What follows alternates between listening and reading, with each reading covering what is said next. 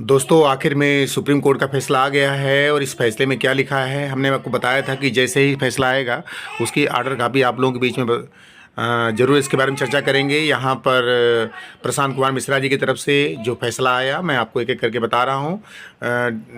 B.R. Gavai justice और प्रशांत कुमार मिश्रा जी की तरफ से माननीय सर्वोच्च अदालत का फैसला। यहाँ पर क्या लिखा है आप देख सकते हैं। यहाँ पर 43वें पॉइंट में जो फैसले का अंत में ओपिनियन आया है वो आपको मैं पूरा बता रहा हूँ। ये पूरी तरह से अथेंटिक है और किसी प्रकार की अफवाह नहीं है। आपको इस फैसले में ये जानकारी भी मैं अपनी यहाँ पर फैसले को देख करके बताऊंगा कि यहाँ पर इस फैसले का क्या असर पड़ेगा, लेकिन इससे पहले आप फैसला देख लीजिए।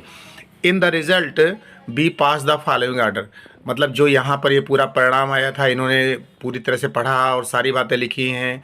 18 महीने का डिप्लोमा था और सारी बातें थी। MHRD NCT ने इसको जो है पारित कराया था। सारी जानकारी पूरी लिखी गई। माननीय सर्वोच्च अदालत के सामने मुद्दा रखा गया था और जैसे कि B.Ed वाले चाहते थे कि NIVS DLED को सुप्रीम कोर्ट भर्ती से मतलब जो उत्तराखंड में जो भर्ती उससे बाहर किया जाए, उसको लेकर के वो सुप्रीम कोर्ट में गए थे। इस बात से संतुष्ट नहीं थे कि 18 महीने के कोर्स को किस प्रकार लिया जा सकता है, तो इस बात को लेकर उन्होंने सुप्रीम कोर्ट पे अपील की थी और इस बारे में NIVS DLED अभ्यर्थियों की भी चिंता थी कि इस कोर्ट का जो फैसला होगा क्या होगा।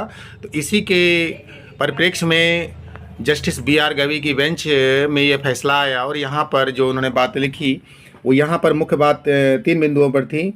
उन्होंने बताया कि जो ये अपील की गई है कि NIVS DLED को शिक्षक भर्ती से बाहर किया जाए उत्तराखंड में, तो अब ये अपील जो है अलाउड की जाती है। पहले पॉइंट में आप देख पाते लिखा है द अपील्स आर अलाउड। इसका मतलब हुआ कि जो अपील की गई है वो अलाउ की जाती है, यानी NIVS DLED को प्राथमिक शिक्षक भर्ती से बाहर किया जाना चाहिए, ये अपील अलाउड की जाती है। सेकेंड इन्होंने लिखा in the impugned judgment of the order of the 14 September 2022 passed by the high court of the Uttarakhand at Nainital is quashed and set aside and.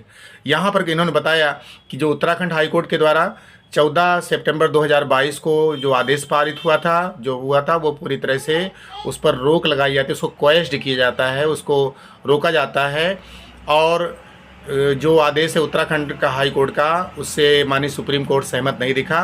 और तीसरे नंबर पर जो लिखा है जो लास्ट में, the writ petition filed by the original writ petition are dismiss.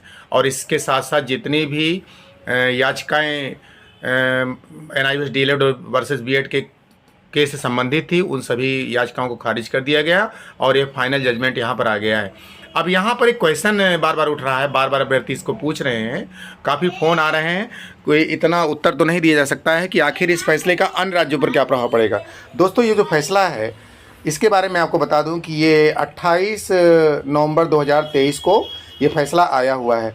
तो 28 नवंबर 2023 के पहले जो शिक्षक भर्तियाँ जो हुई थी और जिनमें NIVS DLED अभ्यर्थियों को ले लिया गया था, उन पर इसका हो सकता है असर ना पड़े, क्योंकि ये जो है 28 नवंबर 2023 से लागू किया गया। हालांकि इसका फैसला जो है इसके बारे में सारी बातें वहाँ की राज्य सरकारें करेंगी, लेकिन फिलहाल ये जो फैसला है तत्काल प्रभाव से 28 नवंबर 2023 से लागू है। इसलिए इसके पहले वाली डेट पर जो कुछ हुआ होगा उस पर इस बारे में विचार नहीं किया जाएगा। ऐसी वहाँ की राज्य सरकारों की तरफ से आप लोगों को नोटिफिकेशन भी आएगा।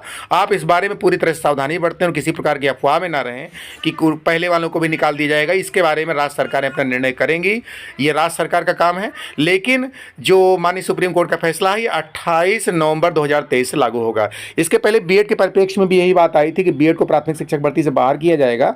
मैं उदाहरण स्वरूप बता रहा हूँ, वो उस फैसले के पहले जो अभ्यर्थी 68,569,000 इस प्रकार की भर्तियों में जो अभ्यर्थी शामिल हो गए थे उन पर यह फैसला लागू नहीं हुआ था B.Ed के बाहर करने वाला।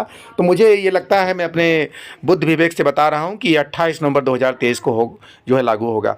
अब इसके बाद NIVS DLED अभ्यर्थी को तय करना है कि वो आगे क्या करेंगे। तो यहाँ पर ये भी बात हो सकती है कि एक रास्ते जब खुलते हैं तो अन्य रास्ते भी, एक रास्ता बंद होता है तो अन्य रास्ते भी खुलते हैं, कोई ना कोई रास्ता इसका बनता है।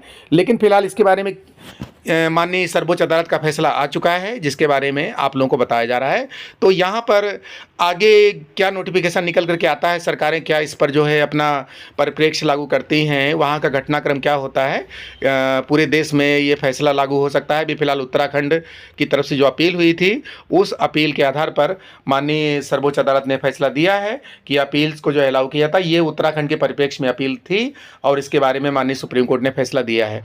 तो इसके बारे में आगे फैसला और राज्य सरकारें भी करेंगी। हालांकि ये देशव्यापी फैसला है, इसका असर जो है, चूंकि सुप्रीम कोर्ट से बढ़ कर के कोई अदालत नहीं है और माननीय सुप्रीम कोर्ट का जो आदेश है वो सिर माथे पर आप लोगों को लेना चाहिए।